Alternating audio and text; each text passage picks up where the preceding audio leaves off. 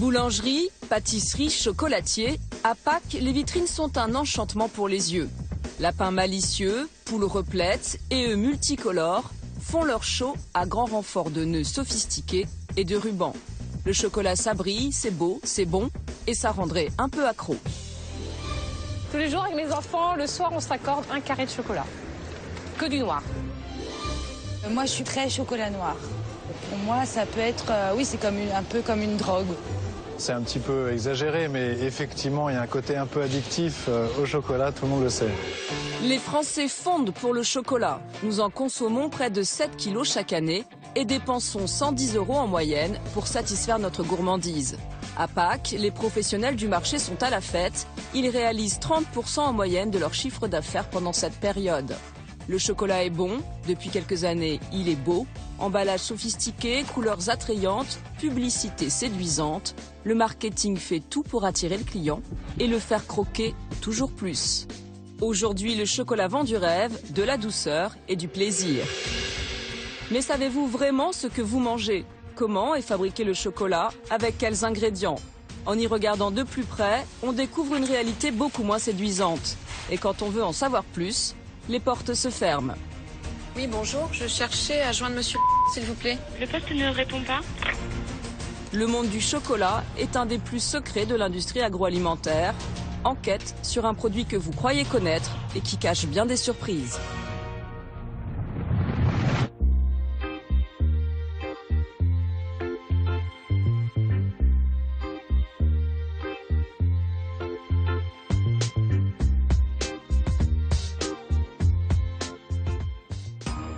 Saint-Maur-des-Fossés dans la région parisienne. Sophie, Yannick, Léonard 3 ans, Roméo 5 ans, Anaïd 10 ans et sa copine Lou sont des toqués de chocolat. Au goûter, ils en mangent sous toutes ses formes. Alors, qui veut quoi? Moi, je commence par ça. En tablette, dans les biscuits, les yaourts ou la glace. Résultat, des placards bien remplis et un budget chocolat d'environ 120 € par mois pour satisfaire les envies de chacun. Comme la plupart des Français, ils vont acheter leur chocolat au supermarché. Des gâteaux. Vous voulez à quoi les gâteaux, Loudou? Des fingers, il y a des fingers. Tu veux ça? Ouais. Du chocolat? Et vous voulez quoi? Un cadeau. Mais le chocolat, c'est avant tout des tablettes. Et on a l'embarras du choix, on compte plus de 200 références. Dans une telle profusion, impossible de s'y retrouver. C'est difficile de choisir en fait. Je trouve que c'est appétissant, mais je trouve qu'il y en a trop. Trop de prix, trop de choix, j'ai plus envie de chercher. L'offre est tellement abondante que personne ne songe à regarder la composition. Non, je regarde pas. Ça m'intéresse pas. Sophie accepte quand même de jeter un œil sur les ingrédients. Alors, sucre, matière grasse végétale, 30% de cacao, 20% de lait. Mais 50% d'autres choses en fait. Je sais pas ce que ça peut être. Le sucre arrive en tête dans la liste, cela signifie que c'est l'ingrédient le plus utilisé. Deuxième essai. Bah là, ça commence par sucre. Donc ça veut dire qu'on a quand même plus de sucre que de cacao, qui arrive juste après, pâte de cacao. J'imagine qu'on a 47% de cacao et 53% de sucre. Bien souvent, vous croyez manger du chocolat, mais en réalité, vous mangez du sucre. L'impression que j'ai, c'est qu'ils me vendent beaucoup de sucre et pas beaucoup de cacao. J'ai quand même l'impression qu'on me prend un peu pour une idiote finalement. Sophie a raison. Quand on mange certaines de ces tablettes, on consomme sans le savoir beaucoup plus de sucre que de cacao. Pour nous faire acheter leurs produits, les fabricants ont une stratégie soigneusement étudiée. Ils nous vendent d'abord du rêve. Ça commence avec l'emballage, conçu pour nous séduire. Stéphane Guilbeault est un spécialiste du marketing.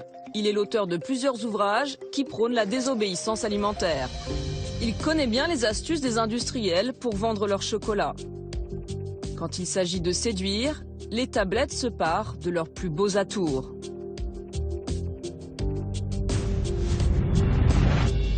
Ce qui est important dans le chocolat, c'est que ce n'est pas un aliment comme les autres. Ce produit, en fait, répond à un pur plaisir. Donc, comme ça n'est pas un aliment et un besoin nécessaire, on est directement logé à l'enseigne de la séduction. Ici, C'est pour vous capter. Regarde-moi, je suis la plus belle. Hop, hop, hop, tu m'as capté. Alors je m'appelle comme ça, je fais ça, j'ai des intentions. Et on commence à découvrir un petit peu qui on est. C'est une relation qui s'installe. C'est comme la relation de couple, hein. On passe devant une tablette et puis coup de foudre, quoi. On la trouve tellement belle qu'on a envie de la ramener à la maison. D'ailleurs, certains fabricants n'hésitent pas à jouer sur les codes de la sensualité et du plaisir sexuel. D'autres se situent dans le registre du terroir, avec des pays imaginaires. Enfin, il y a ceux qui jouent la carte de la tradition pour nous mettre en confiance. Et dans les spots publicitaires, c'est la même chose. Les fabricants de chocolat jouent sur 3 registres. La tradition, ce chocolat. la sensualité, Le fondant, l'onctuosité. ou encore l'évasion. Derrière ces publicités séduisantes se cachent parfois certaines pratiques contestables. Vous avez par exemple Nestlé Grand Chocolat qui propose une tablette avec une recette inchangée. Donc ça doit rassurer le consommateur parce qu'il est peut-être long de retourner et de comparer de mémoire avec les anciens ingrédients. Mais à l'inverse, certains fabricants n'hésitent pas à changer la recette sans le mentionner. Ça m'a fait rebondir sur 2 tablettes en fait de Nestlé. C'est Nestlé Grand Chocolat, raisin, amande, noisette. Le sucre est passé en premier ingrédient, le sucre. Nous avons tout ce qui était à 8% est tombé à 6%. La lécithine est passée de soja à tournesol. Le cacao est descendu de 54%, nous l'avons ici, 54% à 46%. Plus de sucre, moins d'amandes, moins de cacao, ni vu ni connu, la recette a changé. Et pourtant, elle est considérée comme toujours le Nestlé Grand Chocolat, raisin, amande, noisette. Il n'y a eu aucun changement là-dessus. Sauf erreur de ma part, il n'y a pas eu de mention de changement de recette.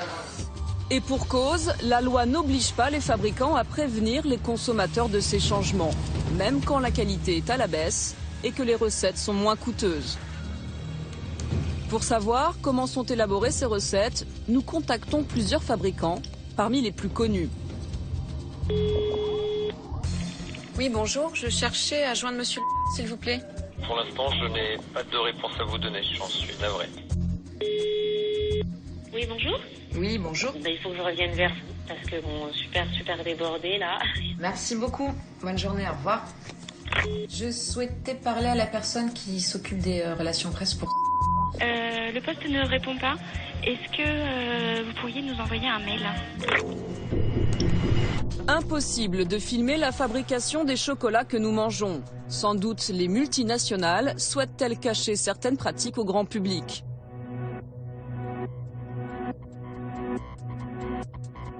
Pour en savoir plus, nous décidons de remonter la filière du chocolat. Une filière bien moins glamour que la publicité veut bien nous le faire croire. Tout commence à des milliers de kilomètres de notre supermarché. C'est dans la zone équatoriale, et plus précisément à l'ouest du continent africain, que 70% du cacao mondial est produit. Le Cameroun fournit 270 000 tonnes chaque année, le Nigeria 400 000 et le Ghana 700 000. Mais le géant incontesté, c'est la Côte d'Ivoire, premier exportateur avec 40% de la production. Abidjan, la capitale. Après plusieurs années de guerre civile, le pays a retrouvé son calme. Ici, le commerce du cacao est la principale ressource. Il fait vivre des millions de personnes. Mais pour trouver les cacaoyers, il faut parcourir plusieurs centaines de kilomètres vers l'ouest. Ici, pas d'agriculture intensive, pas de grande exploitation. La majorité des plantations sont familiales.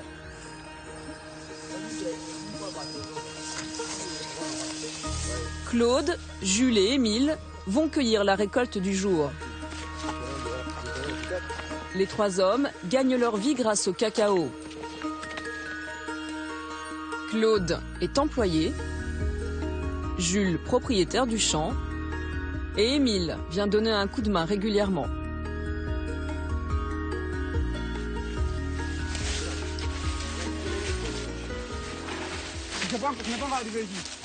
Ça, c'est le champ de ton père. Oui, oui. Ça, c'est le champ de son papa.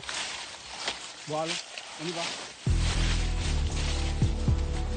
Le champ de Jules mesure à peine 4 hectares. C'est la moyenne des exploitations en Côte d'Ivoire et le rendement est faible.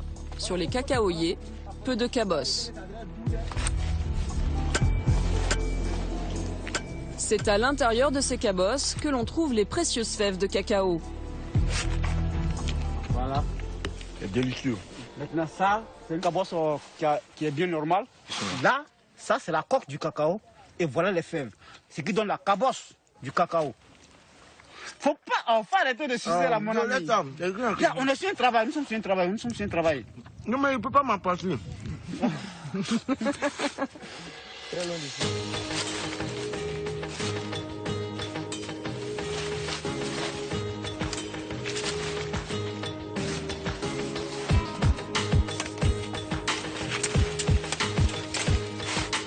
La récolte du jour est plutôt mince, quelques dizaines de cabosses. Les fèves sont étalées sur une bâche à même le sol. Elles doivent être en parfait état.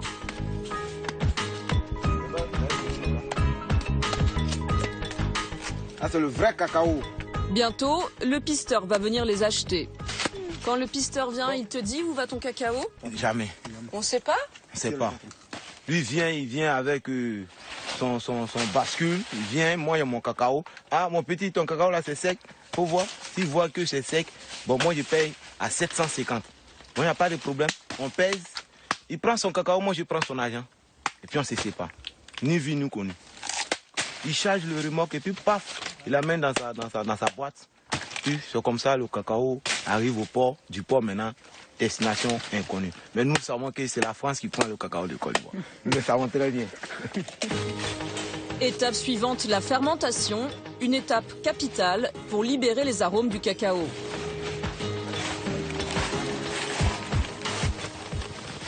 Quand c'est comme ça, on finit le cabossage. On met tous les fèves. Puis on ferme ça très très bien. Bien fermé. Et ça, tu vas faire fermenter là? Voilà, ça fermenté là. La fermentation va à 6 jours. Et le 7e jour, on met ça au soleil pour sécher. Un travail fastidieux pour une rémunération qui ne satisfait pas les paysans. 750 francs n'arrive pas le planteur. Parce qu'aujourd'hui, le kilo de riz est monté à combien? À 600 francs, je crois. 600 francs le kilo de riz. Et maintenant, et puis il faut payer 750 francs le kilo de cacao. Donc 150 francs. Tu dois payer la viande, payer le sel, payer le cumagie, payer la sauce. Est-ce que 150 francs peut faire quelque chose? Ça ne nous arrange pas. L'État n'a pas trouvé solution à cet égard. Parce que nous souffrons très gravement ici. 750 francs pour un kilo de cacao, c'est à peine plus d'1 euro. Les planteurs se plaignent de leurs revenus, d'autant que le cacaoyer ne donne rien pendant 6 mois de l'année. Ici, dans le mois de juin, à partir du mois de juin, juillet, août, septembre, il y a l'eau. Alors que le cacao n'aime pas la grande quantité d'eau. Donc, ça meurt. Donc, raison pour laquelle, quand je suis arrivé, le chef terrien m'a dit de mettre EVA. Vous voyez? Cette EVA va mettre 2 ans avant de produire de la sève qui pourra se transformer en caoutchouc. Partout en Côte d'Ivoire, les planteurs de cacao cherchent à se diversifier pour survivre. Mais le propriétaire n'est pas là. Le propriétaire, il avait voyagé. C'est maintenant qu'il est arrivé maintenant. Au village, une dizaine de familles vivent de la culture du cacao. Claude accepte de nous montrer la maison qu'il a lui-même construite. Il y a un peu l'obscurité. Voilà la chambre, le salon. Voilà la chambre. Et tu n'as pas ta famille ici? Non, bon, j'avais une femme, elle est partie. Ensemble avec mes enfants, les enfants veulent venir. Les enfants veulent venir? Voilà, les enfants veulent venir. Mais comme je vis misérablement pour le moment, c'est pour ça que j'accepte tout. C'est pour ça que j'accepte de vivre sans mes enfants. Je vis très mal. C'est ça le problème. Ça fait combien de temps que tu es là? Je suis là depuis 2007. Je suis là depuis 2007.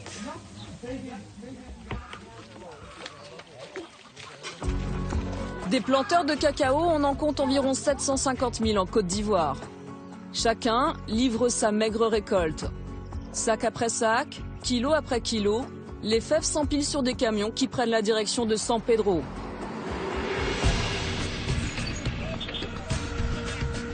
Cette ville de 220 000 habitants est le deuxième pôle économique du pays après Abidjan. Toute l'activité ici repose sur le commerce du cacao. Le balai incessant des camions chargés de fèves en témoigne. Ici, l'or brun est partout.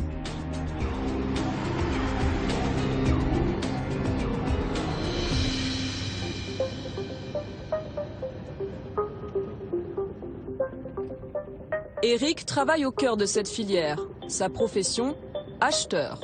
Il organise la collecte du cacao et propose ses stocks à des négociants qui le revendront ensuite aux multinationales. San Pedro, c'est la plaque tournante du cacao dans le monde. Tous les poids lourds du marché sont présents. Ici, on commence à observer des sociétés de cacao. On a là Cargill, en notre hôte. Cargill, c'est le géant américain de l'agroalimentaire. Barry Callebaut en fèves de cacao. Barry Callebaut, le Suisse, numéro 1 mondial du chocolat. On a Touton, un gros parmi les gros aussi, négociant, Touton, Côte d'Ivoire.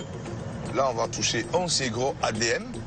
Quand on parle des 5 majors, ils font partie des 5 majors comme Cargill, ADM. Voilà. Et on a là C'est Moi, qui est français. Et puis tu as le groupe Olam, les Indiens, qui sont en train de monter une unité pour à peu près 35 000 à 40 000 tonnes de cacao aussi. Et puis là, on a une unité montée par des Russes. Juste en face, tu as des Pakistanais, GGT.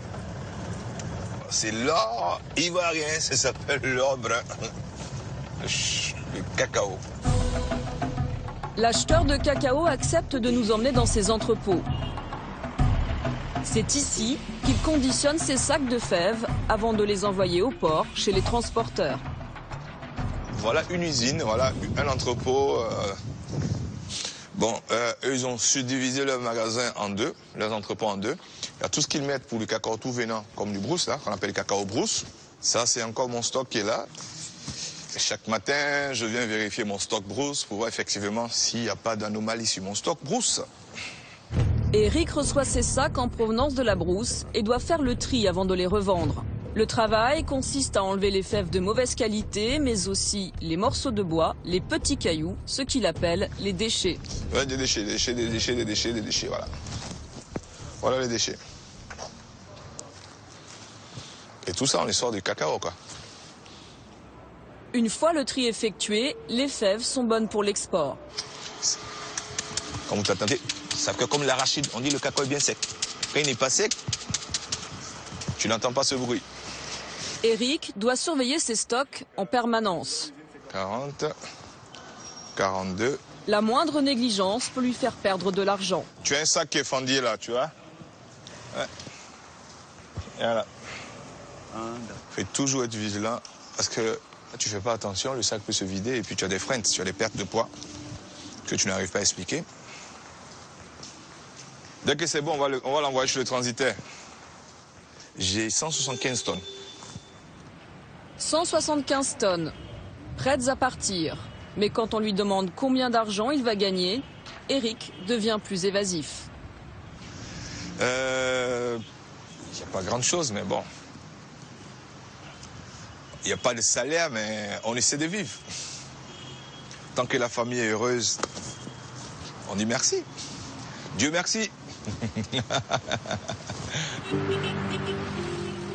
Le cacao quitte San Pedro sur des porte-containers géants à destination des principaux ports de la planète. Et c'est là que l'or brun des petits planteurs entre dans une nouvelle dimension. À la bourse de New York et de Londres, les traders du monde entier ont les yeux rivés sur la Côte d'Ivoire. Des conditions climatiques, de la qualité de la récolte, des quantités, dépendent les cours du cacao. Et quand la Côte d'Ivoire éternue, c'est le marché mondial du cacao qui a la grippe. Après avoir traversé l'océan, les sacs de cacao arrivent ici, à Louviers, dans l'Eure. Nous sommes dans l'un des 50 établissements de Barry Callebaut, le numéro 1 mondial du cacao. Ce nom n'évoque rien aux consommateurs. Pourtant, nous mangeons tous les jours du chocolat dont la recette est élaborée dans les usines du groupe. Stéphane Combeau est responsable logistique. Dans ce hangar, des tonnes de sacs remplis de fèves. Notre stockage, c'est à peu près 300 tonnes de fèves au niveau de l'usine, en sac. Qui correspond à peu près 1 jour et demi à 2 jours de fonctionnement. Cet entrepôt voit défiler des milliers de tonnes de cacao par an. Déversées dans ce tamis qui va les trier, les fèves sont envoyées directement à la torréfaction, puis dans des broyeuses. C'est là qu'elles se transforment et donnent ce liquide qui ressemble à du chocolat, mais qui n'est encore qu'une liqueur 100% cacao, au goût amer et parfaitement immangeable. Pour se transformer en chocolat, cette liqueur doit être mélangée avec un autre ingrédient, fabriqué dans cet atelier, le beurre de cacao. Et une fois que les pots sont remplis, on va fermer les vannes et on va presser. Donc là, on voit le piston qui est en train de pousser et donc qui va presser la masse. Sous cette pression, le beurre de cacao va passer à travers les toiles et va s'écouler en dessous. Et rien ne se perd, les tourteaux, ces grosses galettes de matière sèche, seront transformées en poudre pour le petit déjeuner, la pâtisserie ou les yaourts. Mais impossible de savoir combien de tonnes de beurre sont produites chaque jour. Quand on pose la question au responsable, il est victime d'une amnésie subite. Là, j'ai pas le chiffre en tête, mais je pourrais vous le redonner si ça vous intéresse. En réalité, nous n'obtiendrons jamais l'information. Ici, on ne donne aucun chiffre qui pourrait arriver aux oreilles de la concurrence. Une fois le cacao transformé, la fabrication du chocolat va pouvoir commencer. Ce camion apporte la liqueur de cacao dans une autre usine du groupe, à 70 km. Mais là encore, les secrets de fabrication sont jalousement gardés. C'est pour ça que le process qui nous gêne. Vraiment des zooms sur la matière, mais on ne peut pas voir l'ensemble. Ah. Donc si on le fait... Parce que vous n'avez pas tous les mêmes machines? La machine isolée, c'est pas le problème c'est le process. C'est le process, ouais. D'accord. Voilà. Nous filmerons donc uniquement en gros plan. Sur ce tapis, un premier mélange de liqueur de cacao et de sucre. On s'approche du chocolat. Donc ça va devenir des tablettes? Ce chocolat-là, oui, il va devenir une tablette. Et là, on est sur quel pourcentage de cacao? Là, on est sur un chocolat à 44% de cacao. C'est un chocolat au lait? C'est un chocolat noir. Un chocolat noir qui comportera donc 56% de sucre. C'est la commande du client. Mais avant de devenir du chocolat, cette pâte va subir encore des transformations. Pour commencer, elle est broyée finement pour briser les cristaux de sucre. Donc là, on a le chocolat broyé. Donc, vous voyez la poudre qui est beaucoup plus fine que tout à l'heure et également beaucoup plus sèche. Donc, on va rajouter du beurre de cacao et un émulsifiant, de la lécithine, de la vanille également pour certaines recettes. La recette du chocolat est presque terminée. Reste une étape décisive. C'est ça qui va être conché, c'est ça? Oui, donc là on va concher pendant 5, 6 heures, 7 heures. Tout va dépendre de la rhéologie qu'on va vouloir obtenir. Mais il faut compter entre 5 et 7 heures en règle générale. Le conchage, c'est une opération de brassage à basse vitesse pour obtenir une jolie pâte lisse, homogène et libérer les arômes. Enfin, la pâte est tamisée. C'est la dernière étape de l'élaboration de ce produit aussi sophistiqué. Depuis la plantation jusqu'à la sortie de l'usine, la fève a subi plus de transformations que n'importe quelle autre matière agricole. La livraison s'effectuera ensuite par camion-citerne.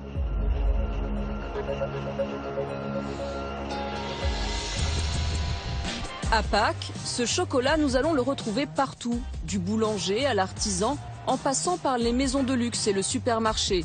Les figurines inondent les rayons et les écarts entre les prix sont parfois colossaux. Alors comment s'y retrouver et quel chocolat acheter? Pour y voir clair dans un marché aussi varié, nous nous sommes livrés à un comparatif. Nous avons choisi 3 poules. La première, au supermarché. Parmi la multitude de cocottes, nous choisissons la moins chère à 2,59 €. C'est à Catherine Kodorowski, membre de l'Académie du chocolat, que nous présentons notre première acquisition. Alors vous m'apportez une poule en chocolat. Son premier réflexe, calculer le prix au kilo. Ça fait du 10 € le kilo. 10 € le kilo, pour un chocolat au lait, on imagine que ça va pas être un chocolat de qualité quand même. Hein, bon.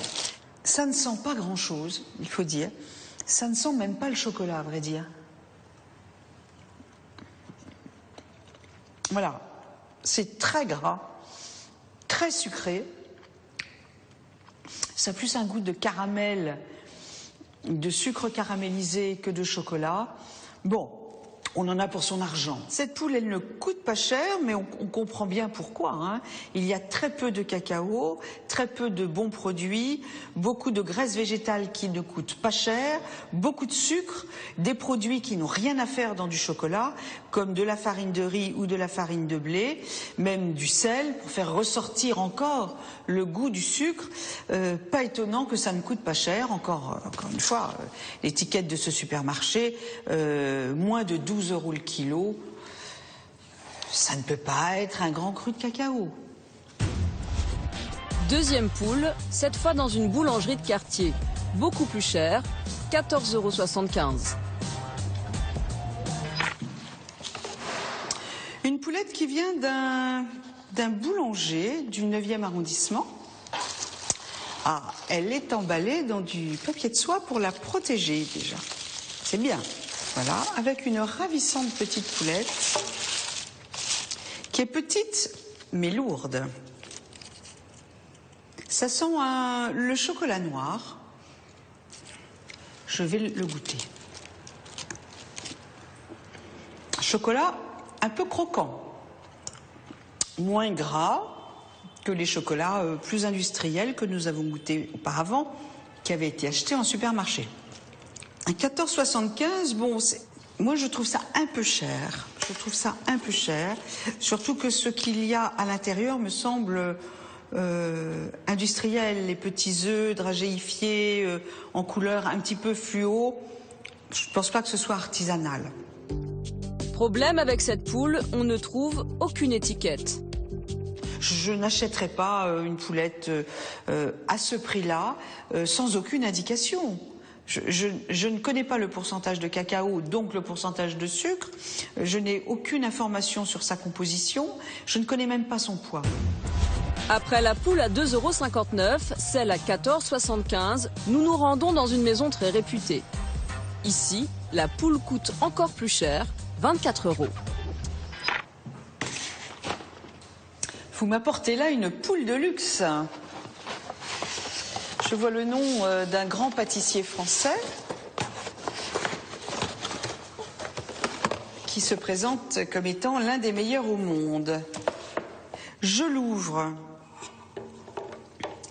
Il y a une surprise à l'intérieur. Alors il est écrit « Corps creux en chocolat noir du Mexique ». On nous précise la provenance, c'est bien. 64% de cacao au minimum, tout cela est très bien. On lit tout de suite que c'est du chocolat plus haut de gamme. Quand je vous disais poulette de luxe, hein, 120 grammes, 24 €. Ce qui veut dire que c'est du chocolat à 200 € le kilo. 200 € le kilo. Diable! Il sent bon, vous allez me dire. Ce prix-là, c'est un petit peu normal. Il vient du Mexique, il a voyagé. C'est un chocolat qui sent bon. Bon, c'est un très bon chocolat. Je ne peux pas dire autrement. Mais le vrai cadeau, c'est d'arriver avec le petit sac, le nom de l'un des plus grands pâtissiers ou le nom d'un plus grand chocolatier. Il n'y a pas que le prix du nœud en tissu autour de la cocotte. Il y a le prix de l'image, soit de la marque, soit de l'artisan. Payer toutefois un moulage de Pâques à 200 € le kilo me semble excessif. Prix au kilo, taux de cacao et composition sont donc les 3 critères pour bien choisir sa poule. Le prix n'est pas forcément synonyme de qualité. Je ne veux pas dire que parce que c'est supermarché et industriel, c'est mauvais. Hein. Ce qui me semble intéressant, c'est de dire qu'on est dans un rapport prix-qualité. Il y a des choses beaucoup moins chères qui sont correctes et dont la qualité est proportionnelle au prix, comme il y a des choses très chères qui ne sont pas 10 fois ou 20 fois meilleures. Et c'est bien pour ça qu'on paye plein de choses autour du chocolat, l'emballage, le marketing, ce qu'on appelle le packaging, l'image et parfois un petit peu de snobisme. Ce que le consommateur ne soupçonne pas, c'est que les sujets de Pâques vendus en boulangerie, au supermarché ou chez l'artisan du coin peuvent tous être fabriqués au même endroit, dans une usine de moulage, comme celle-là. Cette PME familiale, située dans les Yvelines, est la seule du secteur qui a accepté de nous recevoir. Alors ici, en fait, on va se retrouver dans la partie, le cœur du réacteur, si on peut dire, où on a toutes les machines. Des machines étranges qui tournent dans tous les sens et qui donnent au chocolat leur forme finale. Les moulages, on a du lapin, de la poule, des œufs, des cloches, des grands classiques. Mais on peut avoir des écureuils, des clowns ou des petits moutons, des petits oursons. Voilà, une palette, on a plus de 50 moules différents. En 7 minutes, les œufs, les poules, les cloches et les lapins prennent leur forme à l'intérieur du moule. Les machines tournent à plein régime. Sur les moulages de Pâques, précisément pour Pâques, on est sur une base à 400 000. Sur les plus d'1 million qu'on fait annuellement. Ces figurines vont bientôt partir chez les clients. Et il y a de quoi satisfaire toutes les demandes de chocolat, des petits carrés pour le café, jusqu'aux orangettes, en passant par les tablettes. On a différentes machines, différents types d'étiquettes, c'est vraiment pour un peu tout le monde. Soit du petit artisan à l'hôtelier, en passant par le grand groupe français et international. Inutile de lui demander de citer les marques pour lesquelles il travaille. Il n'en dira pas plus. Ces marques, pour certaines très prestigieuses, préfèrent laisser croire qu'elles fabriquent tout leur chocolat elles-mêmes. Le patron nous explique qu'il est tenu par le secret professionnel. Et des petits carrés de chocolat pour le café comme ça, vous en faites pour combien de clients, combien de marques? Beaucoup de marques, beaucoup de marques. Ouais. Mais je ne peux pas vous dire le nombre parce que ça reste un peu secret, c'est de la sous-traitance. Donc on travaille en catimini, on travaille caché. Mais chez Damien, on ne se contente pas de fabriquer à la commande. Cette entreprise crée aussi ses propres recettes, comme cette friture, un grand classique des fêtes de Pâques. Ces petits poissons en chocolat seront bientôt vendus dans la France entière, en supermarché, en boutique, chez les pâtissiers et même dans certaines grandes maisons. Cette boîte-là, qui est faite avec notre goût, oui, on peut la trouver partout. N'importe qui, entre guillemets, peut nous acheter ces boîtes. Ça peut être de l'artisan, ça peut être du supermarché, ça peut être... Par contre, après, il y a une transformation. C'est-à-dire que ça va pas être vendu tel quel. Cette friture sera vendue dans des emballages différents et à des prix bien différents selon le destinataire. Et là, c'est quel genre de client ? Ici, c'est une maison qui a 3 boutiques et qui va pouvoir fournir ces 3 boutiques avec ses produits complémentaires. Une chocolaterie en particulier. C'est une maison connue ? Un peu connue. Une maison renommée qui va vendre cette friture sans préciser naturellement qu'elle a été fabriquée par un industriel. À Pâques, il faut fournir aux consommateurs et la demande est de plus en plus forte. Il faut dire que le marché du chocolat ne connaît pas la crise.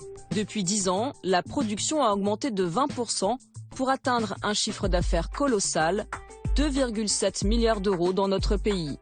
Et certains comptent bien croquer une bonne part du marché. Depuis quelques années, des boutiques spécialisées envahissent les centres-villes. Vitrines alléchantes, packaging attractif, elles attirent de plus en plus de clients. Le leader français, Geff de Bruges, compte 400 boutiques en France. Son principal concurrent, le belge Léonidas, aligne 350 boutiques. Les deux mastodontes affichent des prix comparables, 40 € le kilo pour Geff de Bruges, 38 € pour Léonidas. Nous nous sommes interrogés sur la qualité de leurs bonbons. Sont-ils fabriqués de façon artisanale?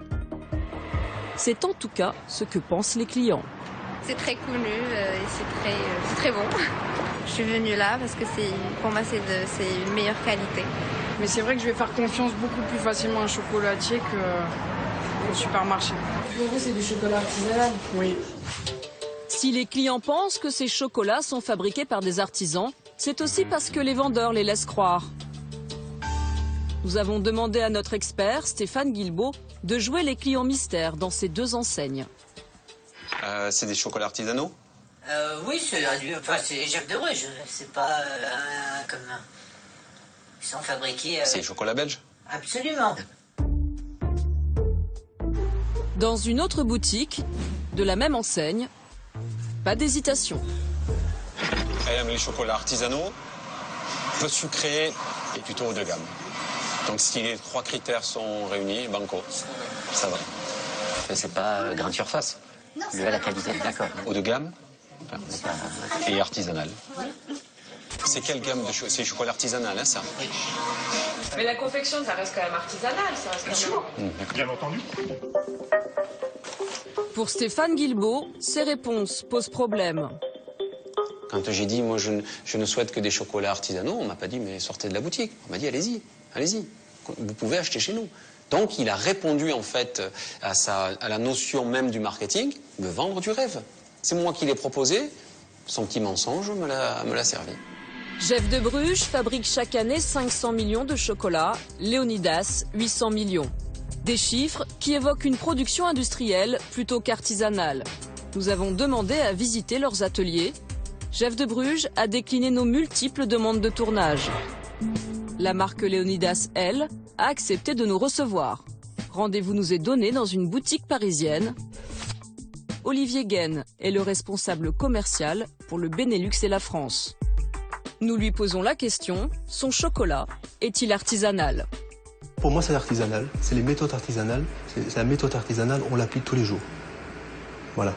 Et là, je vous regarde droit dans les yeux, on fait la méthode artisanale tous les jours. 281 bras qui produisent ce qu'on fait. Et ça se sent, ça se goûte quand même, celui qui est un peu expert. 280 bras, comprenez 140 personnes pour fabriquer des millions de chocolats vendus tous les jours dans les boutiques de l'enseigne. Mais quand nous demandons à filmer la fabrication, la réponse nous surprend, pour le moins.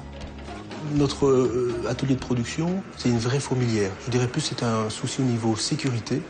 Et c'est pas du blabla, hein, c'est vraiment sécurité. Vous avez 140 personnes qui travaillent dans un espace, je sais pas combien de centaines de mètres carrés, mais c'est pas énorme. On est quand même responsable des personnes qui rentrent sur le site. Et parfois, il y a des parties plus glissantes que d'autres et c'est compliqué à ce niveau-là. Interdiction de filmer, car Léonidas a peur que nous glissions. Le moins que l'on puisse dire, c'est que ces marques ne jouent pas la transparence. Peut-être craignent-elles que nous regardions de trop près la composition de leurs produits. Il faut dire que les listes d'ingrédients que l'on trouve sur les sites des deux enseignes font plus penser à une formule chimique qu'à une recette de chocolat. Chez Jeff de Bruges, 15 lignes de composants avec des noms souvent barbares, comme du monostéarate de glycérol végétal, des sucroesters d'acide gras, mais aussi du sorbitol. Chez Léonidas, des matières grasses partiellement hydrogénées. La liste est longue d'ingrédients que nous ne connaissons pas. Pour savoir à quoi ces appellations correspondent, nous avons sollicité un nutritionniste, le docteur Laurent Chevalier. Pour lui, c'est surtout la composition du fourrage qui est discutable. Le fourrage dans un chocolat, en fait, c'est toute la matière, je dirais, non chocolatée qu'on peut être amené à ajouter. Donc c'est différents types de crèmes. Mais globalement, ce sont des crèmes qui sont plutôt des crèmes assez caloriques. Première substance qui pose question chez Léonidas, les matières grasses hydrogénées. On a un grand nombre d'études scientifiques qui montrent que ça peut avoir des effets délétères sur le cœur, sur les vaisseaux sanguins, sur de fortes consommations. Jeff de Bruges, lui, utilise des huiles végétales, souvent décriées. Et puis on va trouver d'autres types de matières grasses, comme par exemple de l'huile de palme, avec uniquement la mention matière grasse végétale. Donc finalement, le chocolat fait avant tout un produit qui est fort gras. Le fourrage contient beaucoup de graisse, mais aussi du sucre. Parfois, on a une débauche de sucre, et quand on voit un produit où il y a marqué sirop de glucose, il faut, je dirais, s'en méfier un petit peu. Ça veut dire qu'on a rajouté au sucre encore plus de sucre sous forme de sirop de glucose qui n'est pas toujours bien toléré. Donc attention au sucre ou au faux sucre dans le chocolat. En cherchant bien, on trouve quand même quelques ingrédients identifiables, comme du blanc d'œuf, de la crème fraîche, du caramel ou des fruits de la passion. Des aliments simples dont la présence rassure, mais il reste beaucoup de composants chimiques dont l'utilité nous échappe. Les industriels essayent de rajouter un certain nombre d'additifs pour des problèmes de coût. C'est-à-dire que moins on met de cacao, mieux ça vaut. Donc il faut bien le remplacer par quelque chose. Donc c'est pour ça que l'on a ça. Après ça, on veut parfois renforcer un goût qui peut être un petit peu fade.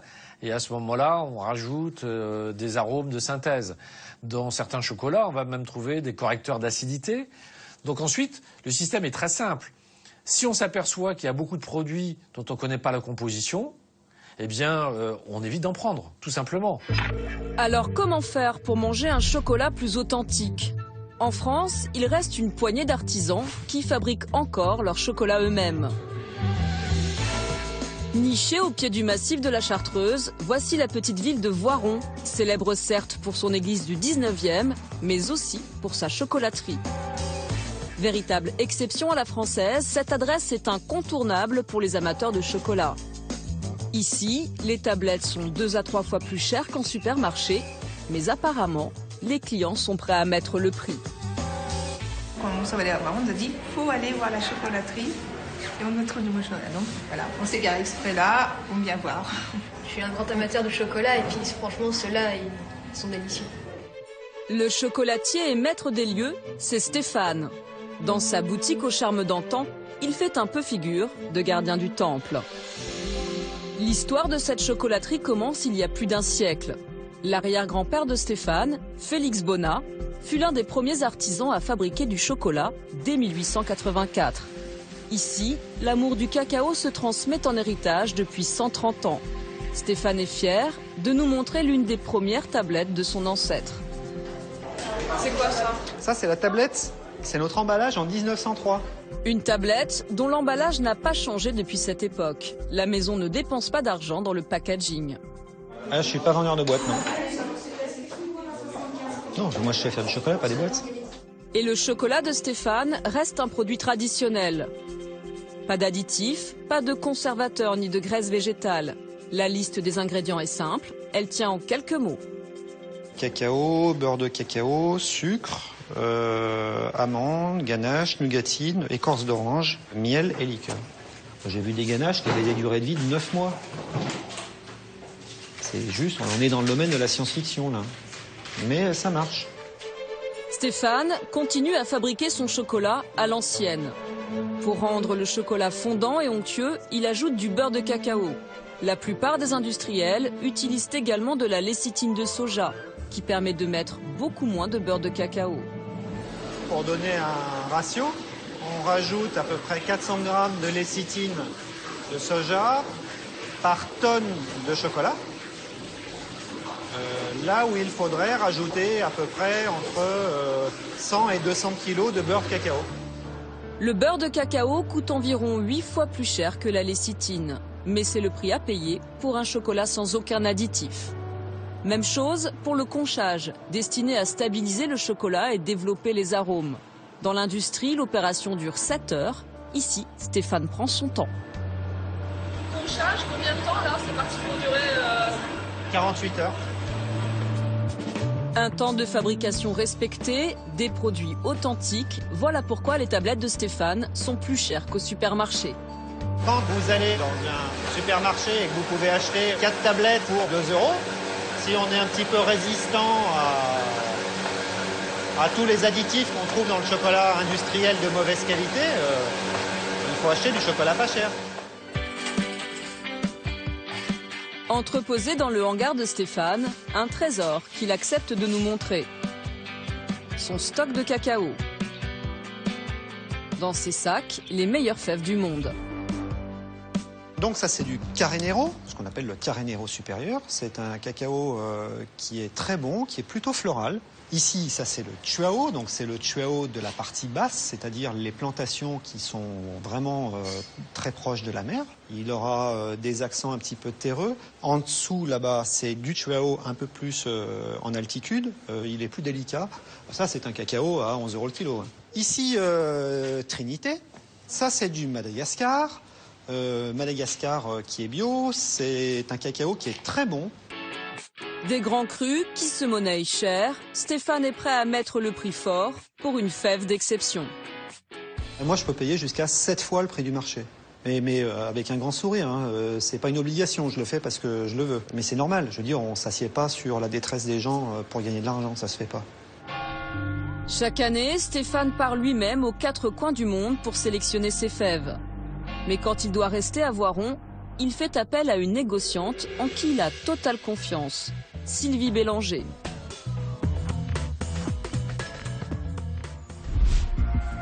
Abidjan. Sylvie vient d'arriver dans la capitale de Côte d'Ivoire avec une mission bien précise, acheter un lot de cacao de très grande qualité pour Stéphane. 5 heures de route. Bonjour Mustapha. Merci beaucoup. C'est parti. Après avoir travaillé pendant des années pour les grandes maisons de négoce, Sylvie a décidé il y a 20 ans de se mettre à son compte. Aujourd'hui, elle prospecte les grands crus de cacao à travers le monde pour le compte des artisans. Face aux géants mondiaux qui achètent plus de 90% du cacao, Sylvie en Côte d'Ivoire, c'est un peu David contre Goliath. Moi, je fais un petit peu ce qu'on appellerait le direct business, c'est-à-dire du commerce confidentiel avec des petites quantités. Je me suis spécialisée dans la qualité.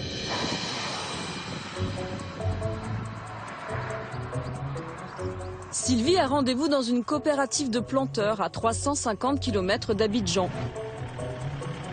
Une coopérative qu'elle connaît bien. Elle sait qu'elle va y trouver les fèves que recherche Stéphane. Après 5 heures de bitume et 1 heure de piste, elle est accueillie par les femmes du village.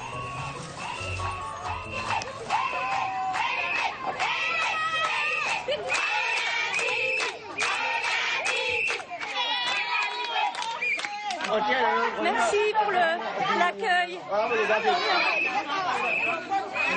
C'est Fanny, la présidente de la coopérative qui l'accueille. Mais ça, c'est bien entretenu, hein, la plantation là. Les deux femmes se connaissent bien, elles ont déjà travaillé ensemble par le passé. Mais avant d'acheter, Sylvie veut d'abord examiner la plantation et voir les cabosses. Ah, celle-là, elle est vraiment magnifique. Non, elle est énorme, ça. On dirait presque un petit ballon de rugby. Ouais. La plantation est saine. Hein. Voilà, les arbres aussi, tout est bien entretenu. Arrive le moment tant attendu. Après avoir parcouru plus de 6000 km, Sylvie va goûter la fève crue et découvrir son parfum. Ça a un goût magnifique de litchi. Donc ça va intéresser le chocolatier. Et ça va refléter un peu le goût originel de la fève en fin de compte. Ce que je vois, ça me plaît. Et surtout, la façon dont Fanny le fait, ça me plaît. Sylvie quitte la plantation confiante. Le cacao de Fanny a tenu ses promesses. Mais avant de conclure l'achat, elle tient à examiner les stocks. Elle doit s'assurer que la récolte a bien été faite dans les règles de l'art et que les fèves sont bien sèches.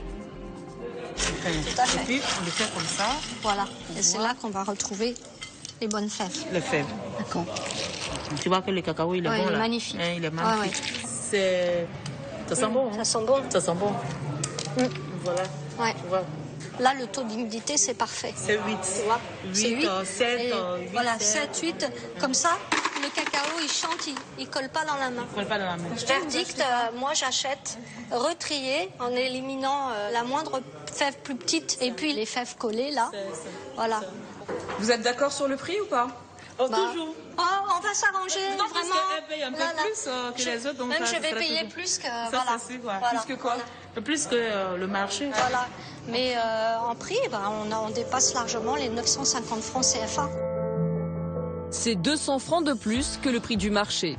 Sylvie et Stéphane Bonnat veulent travailler de façon équitable.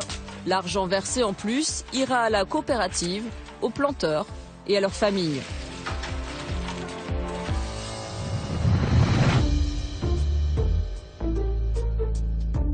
À Voiron, Stéphane Bonnat a lancé la production des fêtes de Pâques. Pour lui, comme pour les autres chocolatiers, c'est une période cruciale. Stéphane a préparé une recette ancestrale qui connaît toujours le même succès depuis plus d'un siècle. Le chocolat noir est fait à partir d'un assemblage de 7 provenances de cacao. Donc pour qu'on ait une stabilité en termes de parfum, c'est-à-dire qu'on va avoir Côte d'Ivoire, Madagascar, Équateur, Ceylan, Puerto Cabello, Chuao et Trinité. Mais la recette est la même, c'est pas moi qui l'ai créée, cette recette a été créée par mon grand-père ou peut-être mon arrière-grand-père, enfin, c'est toujours la même. Alors là, de ce côté-là, on manque un petit peu d'imagination, mais c'est notre signature. Ici, les figurines sont fabriquées à la main, de façon vraiment artisanale. Stéphane emploie 7 ouvriers à plein temps. Il a toujours refusé de remplacer la main de l'homme par des machines, et pourtant, ça lui coûterait bien moins cher. J'avais calculé que si je passais sur une fabrication automatisée, l'investissement serait rentabilisé à la première campagne de Pâques. Et puis c'est pas pareil, on n'a pas la même qualité, on n'a pas le même, ça n'a pas le même charme. Gourmandise de plus en plus appréciée par les Français, le chocolat devient une valeur refuge en période de crise. Il réconforte quand ça va mal, il fait plaisir quand tout va bien. À croquer donc sans culpabiliser, mais en prenant soin de lire les étiquettes avec attention.